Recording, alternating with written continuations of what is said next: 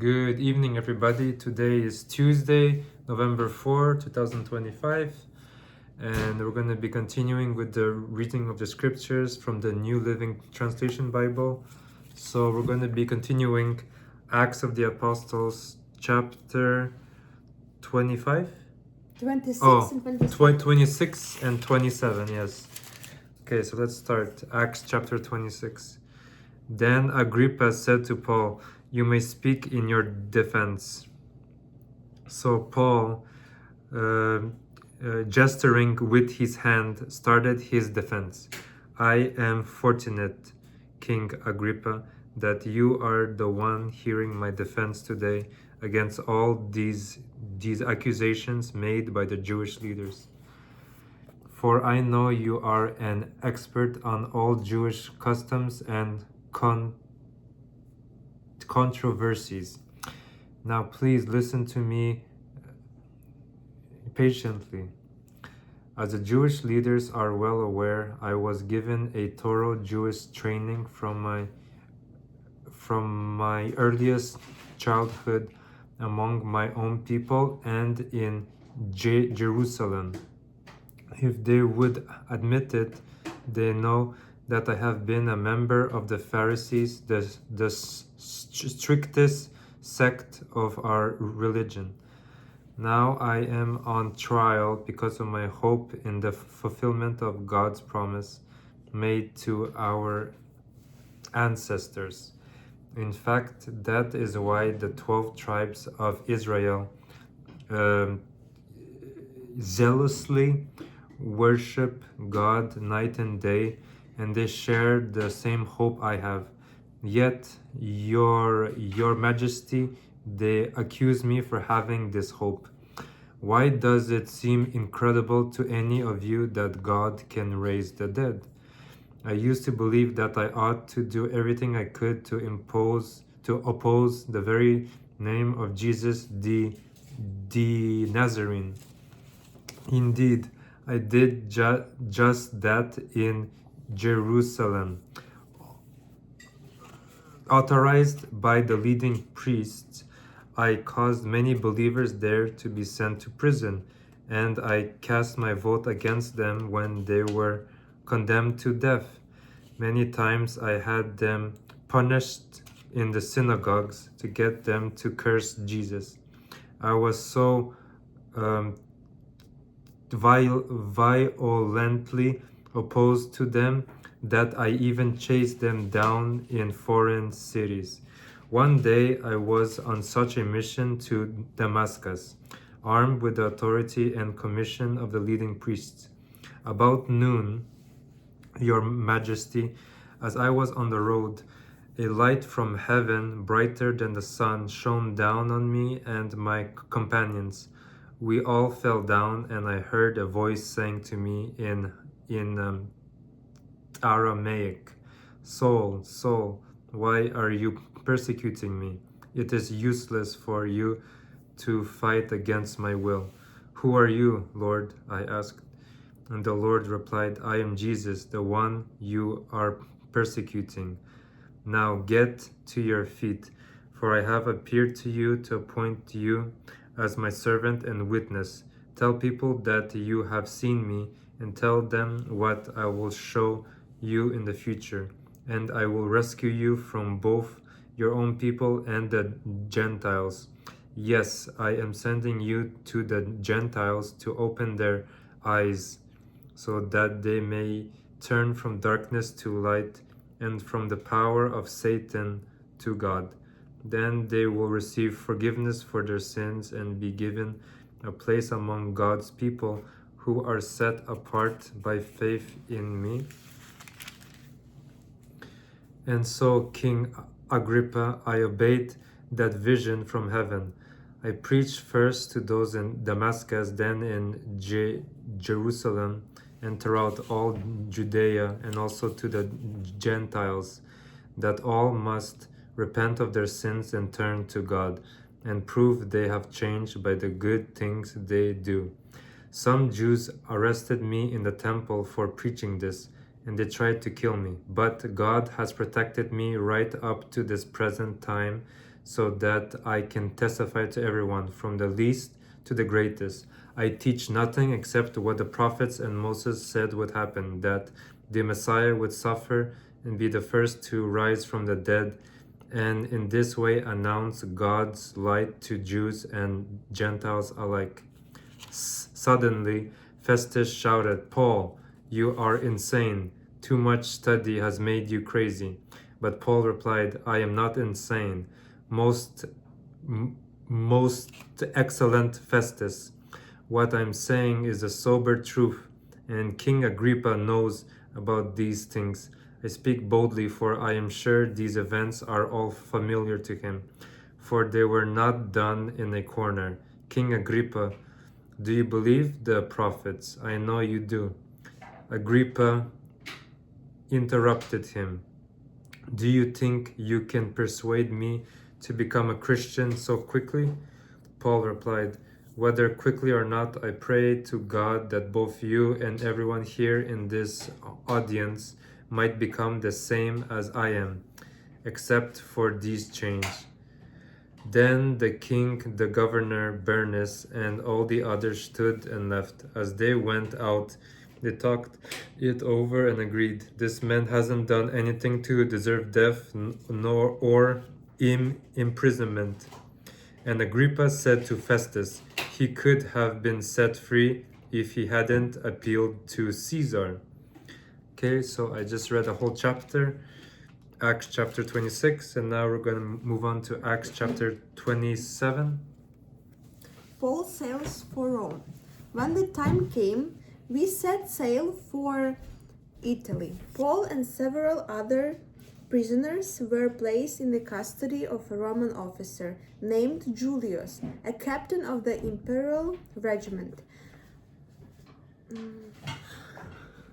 Aristarchus, Aristarchus, a Macedonian from Thessalonica, was also with us. We left on a ship whose home port was Adramutium, on the northwest coast of the province of Asia.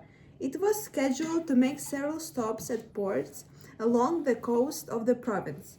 The next day, when we docked at Sidon, Julius was very kind to Paul and led him to go ashore to visit with friends so they could provide for his needs.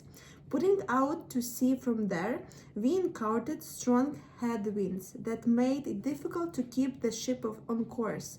So we sailed north of Cyprus between the island and the mainland. Keeping to the open sea, we passed along the coast of Cilicia and Pamphylia, landing at Myra in the province of Lycia. There, the commanding officer found an Egyptian ship from Alexandria that was bound for Italy, and he put us on board. We had several days of slow sailing, and after great difficulty, we finally neared Cnidus.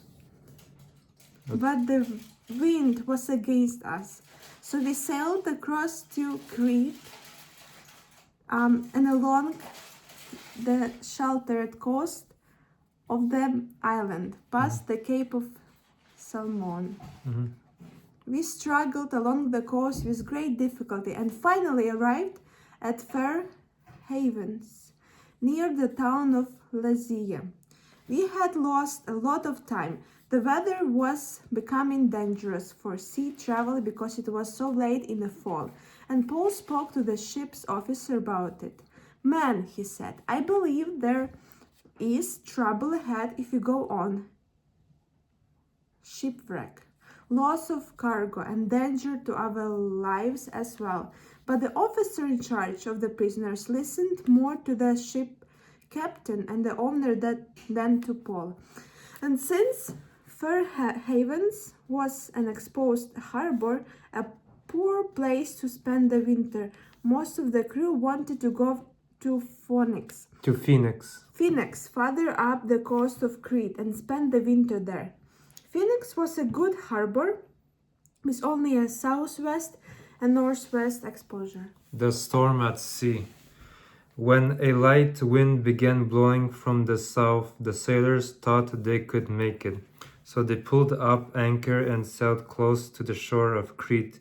But the weather changed abruptly, and a wind of typhoon strength, called a northeaster, burst across the island and blew us out to the sea.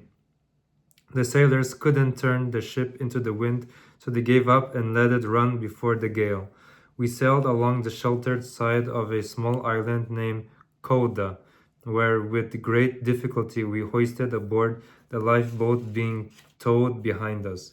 Then the sailors bound ropes around the hull of the ship to strengthen it.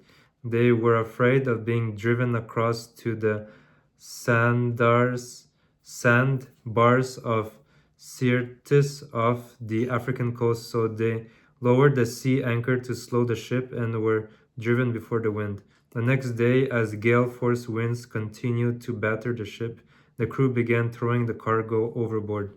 The following day, they even took some of the ship's gear and threw it overboard. The terrible storm raged for many days, blotting out the sun and the stars, until at last all hope was gone. No one had eaten for a long time. Finally, Paul called the crew together and said, "Men, you should have listened to me in the first place and not left Crete. You would have avoided all this damage and loss. But take courage. None of you will lose your lives, even though the ship will go down. For last night an angel of the God to whom I belong and whom I serve stood beside me, and he said, 'Don't be afraid, Paul, for you will surely stand trial before Caesar. What's more, God in his goodness has granted safety to everyone sailing with you. So take courage, for I believe God. It will be just as he said, but we will be shipwrecked on an island.'" The shipwreck.